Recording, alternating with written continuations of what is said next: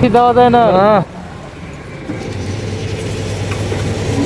এখানে সারা দেশে তেল নাই, আর বরিশালের মতো জায়গায় তেল নেওয়ার মানুষ নেই। অনলাইন নিউজ ফিডে দেখতেছি ঢাকাতে তেল সংকট, ঢাকাতে একদম কঙ্কাল পড়ে গেছে, ঢাকাতে মোটেও তেল নাই। আর এখানে হয়তো বা 300 টাকার বেশি দিচ্ছে না, কিন্তু তেল তো দিচ্ছে ভাই, ঘুরে এসে আবার নিলেও দিচ্ছে। আসসালামু আলাইকুম। ভালো যত দিতে পারেন, আমার খালি সর্বোচ্চ 2 থেকে 3 লিটার লাগবে,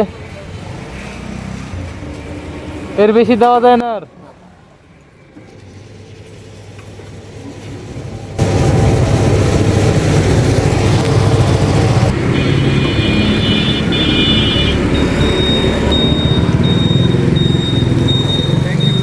পুলিশ